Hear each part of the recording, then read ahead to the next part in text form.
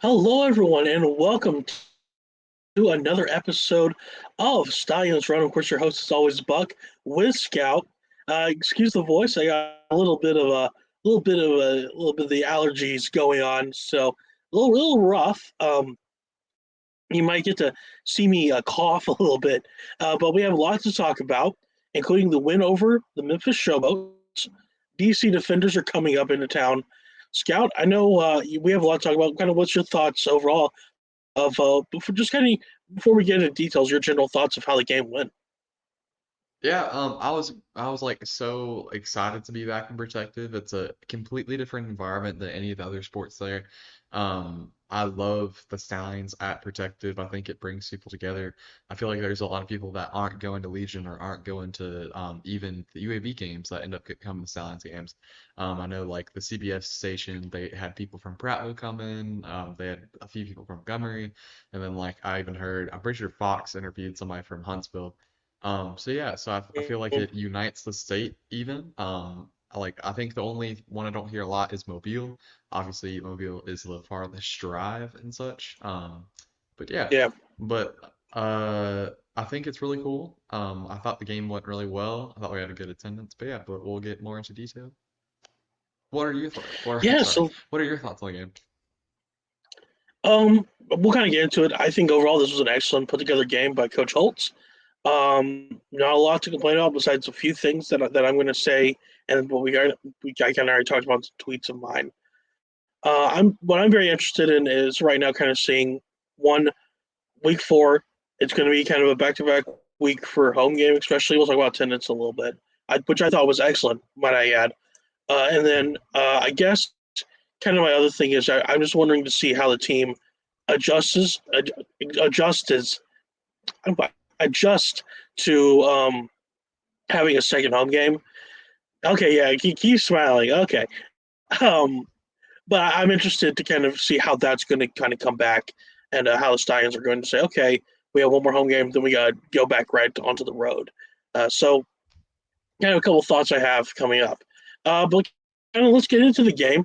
It was a not exactly 42-2, but it was a 33-14 win for the Birmingham Stallions.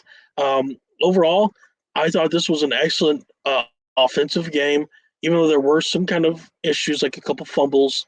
Overall, I thought, I mean, come on, let's say it, Adrian Martinez is QB1. I can't think of, unless Matt Corral absolutely just shows up week 4 or 5 and just like completely redominates the position. Adrian has, he's basically pulled a Jamar Smith, and he basically just kind of surprised everyone with the talent in it that he has.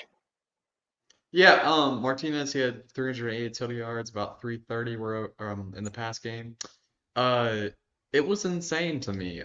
He came out hot, or no, came really, that first drive was slow. First play of the game was a little dump to CJ that almost got taken to the house the other way.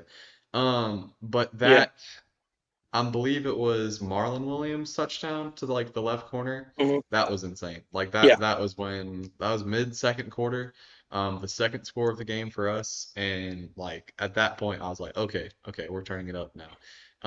And obviously I think it was a good omen where like we got the Jace touchdown earlier in the game, which I made several jokes to some of the people around me that that was the only way Jace was getting the ball, through a 15-yard deflection.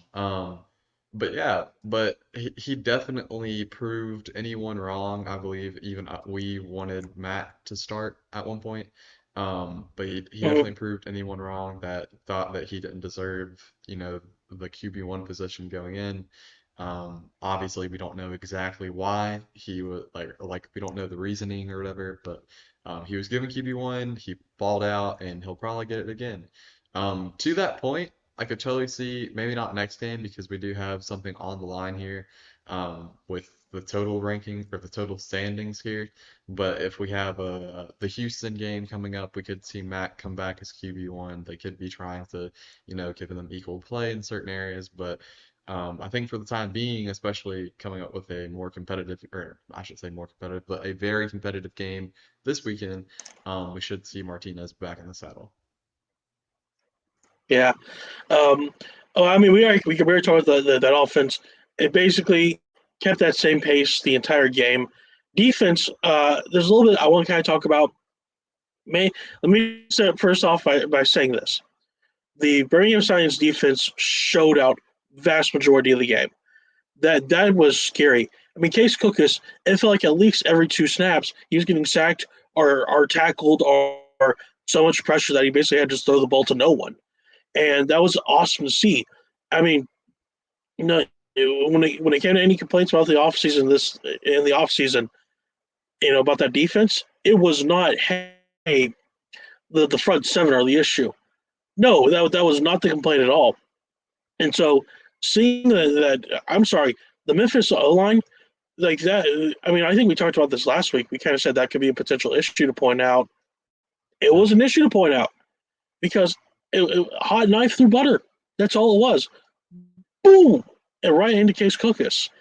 So that sealed the game for Birmingham for that. However, um, penalties were just there were some false starts, personal fouls.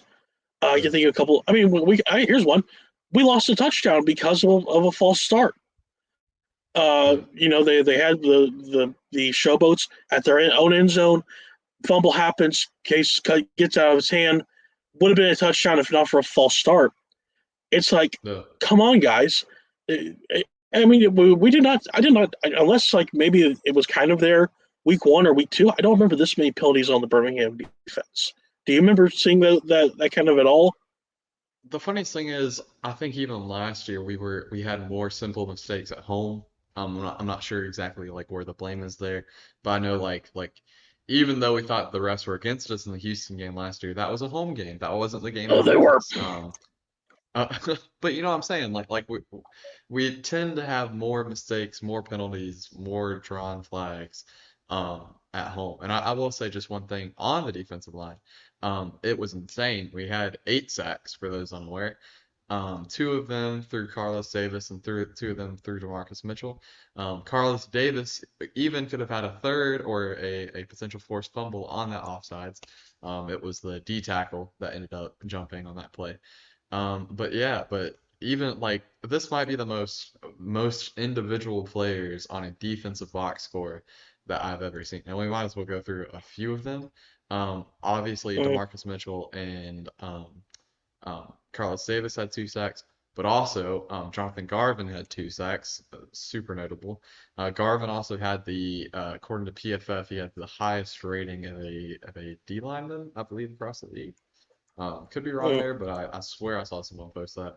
And then also with the sack, Thompson, Wilson, or no, Tazino and Wilson both had a half sack, and Tazino had 10 total tackles. And it was a great, like, there's not a lot of times you see a defensive box score like that, and then it only be 14 points given up. You get what I'm saying? Because like there are Mm. the NFL tackle leaders are usually on the worst teams, right? Because they're playing on the most, right? Yeah. But the defense was just they were balling out, like you were saying. And it could have been. I know it was one of the guards for the Showboats who posted a 0 on the PFF scale for rating, Mm. but yeah, but it was night and day, honestly. Like we thought the Showboats would be more competitive, and I guess they were technically more competitive than the last time that they went on a road game in Yeah. Birmingham, but They um, scored 12 more points this time at home. yeah, they scored on offense. Don't get that wrong, Yeah, there you or don't go. forget They that scored part. on offense. Um, but Uh, and they got a safety too, which was I thought was funny. But yeah, but it was yeah, an interesting game. Um, we can't really seem to get a consistent 2 point play going or 1 point play going. Um, but yeah, but maybe we'll get that part ironed out. It's just a few points every game, but hey, that can matter a lot down the road. But yeah, that's my general thoughts on the actual gameplay of the first game. yeah. Otherwise, real quick, attendance was officially put out. That was about 12.5 thousand. I personally think it was actually a little higher because, for those unaware, they did give season ticket holders an extra ticket just to bring friends and stuff along. I'm wondering if those were not accounted for because you saw it on TV if you watched the game or if you were there. They had one half of that stadium open. It was just that one half. They packed everyone in there. It looked like 20,000 to me. So I'm not the biggest believer in that 12,000 number. I think it was a much higher number, which again, Yeah. glad to see. And I know the concession lines, they at least looked like that because I was looking for a bottle of water and it was a good 5 minute wait to get hydrated during Yeah. that game. So Hey, I will man, say though, one thing is that because Protective or whoever exactly is over concessions has fumbled a few times, especially with spring football. But they had almost every concession stand opened on that side of the field, and I thought that was a very good move. Thought that was a very respectable move. And like, cause yes, at times it was hard to find food whenever I got up. Cause I swear, like mid-second quarter, I had to like just go to like the bar and the club and be like, hey, can I get a water? And it mm, was like, but but yeah, but it was really funny to me to or I guess it's not funny, but you know what I'm saying? Like it was really I was very appreciative, let's say that, of concessions as a yeah, whole. So, yeah. All right. Well, speaking of home games, we have an upcoming one this weekend, and we let's get right into it. It's the DC Defenders. They're currently 2-0. They have a comeback against Arlington, a comeback against Houston, bad loss though against San Antonio. So I guess kind of what's your thoughts on the DC Defenders, and how do you think they might fare against the Birmingham Stallions? yeah, it's a hard like figuring it out, right? So they had a great game last week. They fought back, they won. I thought that they were in the mud there for a little bit, but Arlington is gonna Arlington apparently. Um, but it was insane. I will say I think Teamo is probably their biggest like threat to the Stallions. Now he's another guy Mm, we've played plenty. It's one of the weird things of the spring football stuff. It's like we played Perez before, we've played Perry before, obviously we played Cookus before, but it's like we've never played them on these teams, right? So it's like you yeah. don't know exactly what you're getting yourself into. But I think it'll be good. I think like in general it should be a or I don't want to say easy win. Nothing's an easy win, right? We're getting that out of the way right now. But yeah, but it'll be 1-0 interesting. mentality. 1-0 mentality, yes, sir. But Yeah. but what are your thoughts? Um, I have a little concern about their offense. It feels like their offense is very. Let me say this: it's hot and cold, but when it's hot, it can be very hot. So that's kind of my one big concern because I don't want to see that Birmingham defense kind of start to maybe think, oh, we got this in the bag, and they start kind of getting a little too loose. Because I don't want to. I mean, DC's come back twice. They showed that they have the mentality of a team that is willing to make a comeback and willing to make a comeback real fast. So, but at the same time, um, here's the problem. I'm not really sure how I feel because they lose really badly to San Antonio. They lose. They come back against Houston, a team that is 0-3 right now, and then they come back and barely scrape by against Arlington, a team that is also 0-3 at the moment. So Yeah. how am I supposed to exactly judge when you are barely getting wins against the teams that are seen kind of as the doldrums of the United Football League? Like okay, you won, but Yeah. by 1 point, and at the last second. Yeah, and I guess like that's Yeah. kind of the beauty. Oh, good. Yeah, I guess like that's kind of like the beauty of spring football, right? I don't think anyone any week is exactly sure like where they stack up against. I thought for one, if you told me that the show or like the Showboats and the Panthers game, if one of them was going to be a blowout and the other one was going to be a you know a like grind out game like the Panthers, I would have flipped it honestly. And I know like I told several people that I was like, hey, like I think the Panthers are going to be in second place, but it was like the way the Panthers had played the first game, I was like, hey, like they're a beautiful team, right? And they came back and they were Mhm. really feisty against us, and they almost won. And I think now we have the Panthers highlighted later in the year because of that. And obviously this is our only chance at beating DC. I think like we're going to try to get every win because that was something that Skip had talked about last year was like all with the other division, it was like you had to get every win because that added to your tiebreakers, to your things. That was like common games was Mhm. in I think every tiebreaker that they had in like the USFL because like it was Yeah. the way the Maulers snuck in, it was the way some of the other teams snuck in. But yeah, and hold on. And I did want to Yeah. make a point of this specifically. So Reggie Barlow, the DC Defenders coach, he has a lot of ties to the state of Alabama, right? So Sidney Lanier High School, grew up in Montgomery, went to Bama State, and then came back to Bama State to coach for a while. And like I moved here roughly about 10 years ago, right? So Reggie Barlow was the coach when I moved here.